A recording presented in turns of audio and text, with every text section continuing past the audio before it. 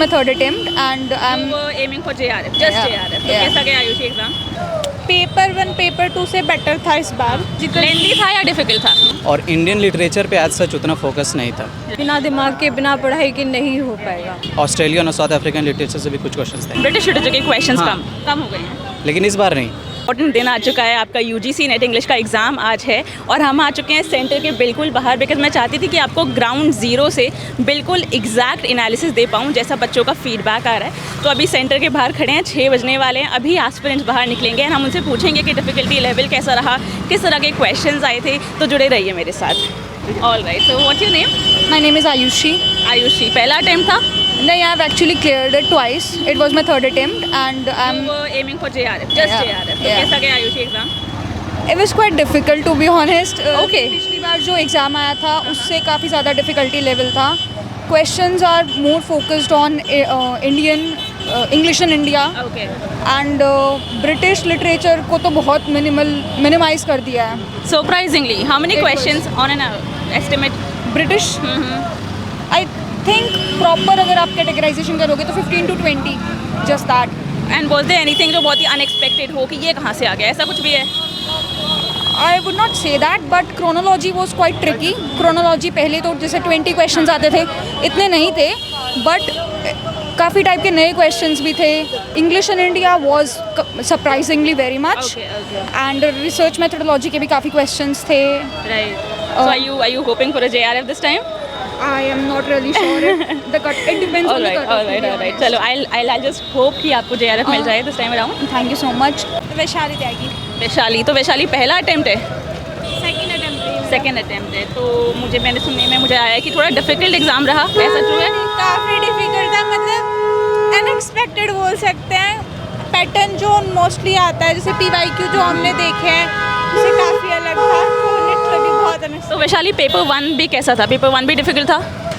Paper 1 paper 2 से better था इस बार, अदरवाइज ठीक था। और मतलब डोमिनेटिंग यूनिट आप क्या कहेंगे, सबसे ज़्यादा क्वेश्चंस किस यूनिट से बने आपको लगता है? जो यूनिट से ब्रिटिश से इस बार कम थे, मतलब मेरे को लिटरेरी थ्योरी ज़्यादा दिखी थी पेपर में, और वो भी स्टेटमेंट और असर्शन रीजन वाले क्वेश्चन थे, तो काफ़ी टफ थे। और क्रोनोलॉजी? वो बहुत ज़्यादा क्वेश्चन क्रोनोलॉजी एज ऑलवेज बहुत ज़्यादा थी। तो एक्सपेक्ट कर रहे हो, नेट एक्सपेक्ट कर रहे हो? चलो, I wish you all the best. All right, so can I know your names? Varsha. Varsha and my name is Isha. sorry, Isha we have Varsha and Isha with us. तो Varsha and Isha, would you like to tell us कि exam का level कैसा रहा? We'll start with you. Paper 1 तो बहुत easy था। Paper 1 easy हाँ था, जी, और okay. पेपर सेकंड थोड़ा मतलब कॉन्सेप्चुअल था, मतलब उसमें ना वो डेट्स वगैरह कमाई हुई थी और कॉन्सेप्ट ज़्यादा तो था, आपको डिफिकल्टी लेवल कैसा लगा? मतलब मॉडरेट था। मॉडरेट लगा। हाँ।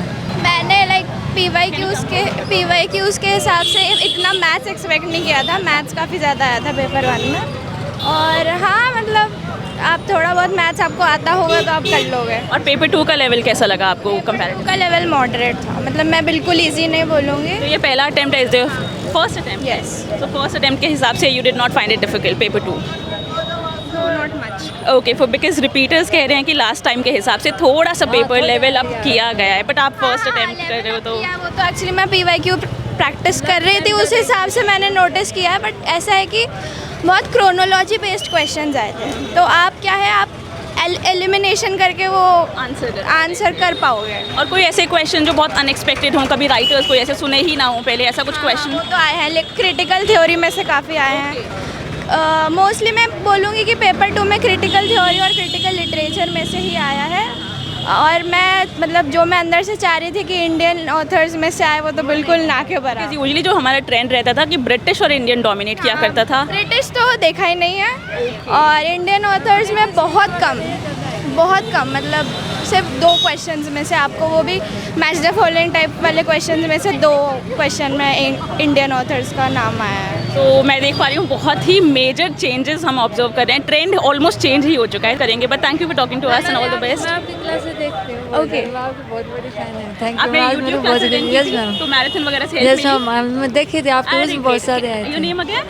क्या मैम? क्या नाम है आपका? वर्षा। वर्षा, यूट्यूब Yes, ma'am. क्लासेस आपने Yes, attend की है, ma'am. तो यूट्यूब क्लासेस में जो आप जो कराते हो उसमें बहुत सारे क्वेश्चन वगैरह हैं। अच्छा, तो आपको हेल्प मिली क्लासेस से। हाँ, आई एम वेरी ग्लैड कि आपको हेल्प Thank मिली। you, ma'am. Okay, great great, thank you.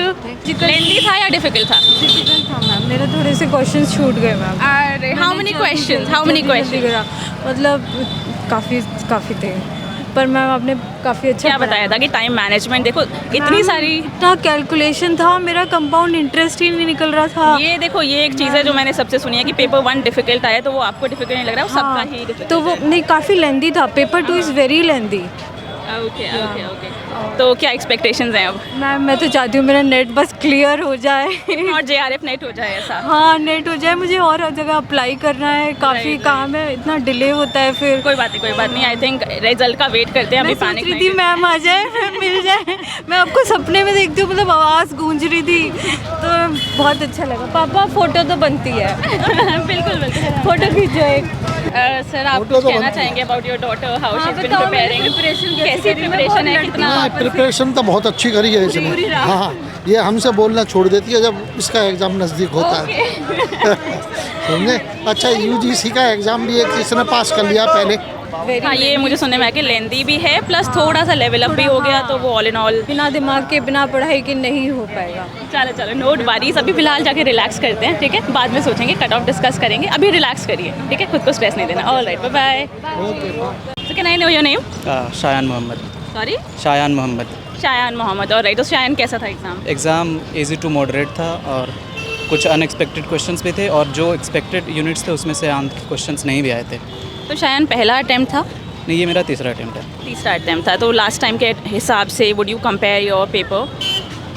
Factual ज़्यादा थे, हाँ। क्रोनोलॉजी वाले सवाल बहुत ज़्यादा थे। जो मुझे एक चीज़ सुनने को मिल रही है, जो मेजर चेंज है इसकी मैम, ब्रिटिश के क्वेश्चन समहाउ कम हो गए हैं, जो कि बहुत ज़्यादा रहते हैं। किसके?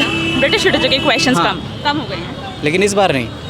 मतलब आई थिंक ब्रिटिश लिटरेचर से क्वेश्चन तो नहीं थे, लेकिन क्रिटिसिज्म और थ्योरी से क्वेश्चन बहुत ज़्यादा थे। हाँ, और इंडियन लिटरेचर पे आज सच उतना फोकस नहीं था। राइट। और बाकी कुछ ऑस्ट्रेलियन और साउथ अफ्रीकन लिटरेचर से भी कुछ क्वेश्चंस थे। तो अभी JRF की उम्मीद है या फिर नेट की उम्मीद है? तो JRF किया। JRF की उम्मीद है। अरे दैट्स ग्रेट। इस बार मैंने पेपर 1 पे ज़्यादा फोकस किया था, तो उम्मीद है कि इस बार paper 1 exactly game changer paper 1 ही होता है वैसे भी। तो आई होप आपका JRF का जो ड्रीम है वो अकम्प्लिश हो जाए। Shayan, thank you for talking to us. Thank you. तो इतने सारे फीडबैक रिव्यूज़ मैंने आप लोगों के सुने और इस सबका क्यूमुलेटिव फीडबैक जो है वो हम डिटेल में डिस्कस करने वाले हैं UGC नेट टेक्स्ट बुक के चैनल पर। तो एक प्रॉपर एनालिसिस, साथ ही साथ एक मेमोरी बेस्ड क्वेश्चन डिस्कशन के लिए जुड़े रहिए with UGC net text book. Thank you very much.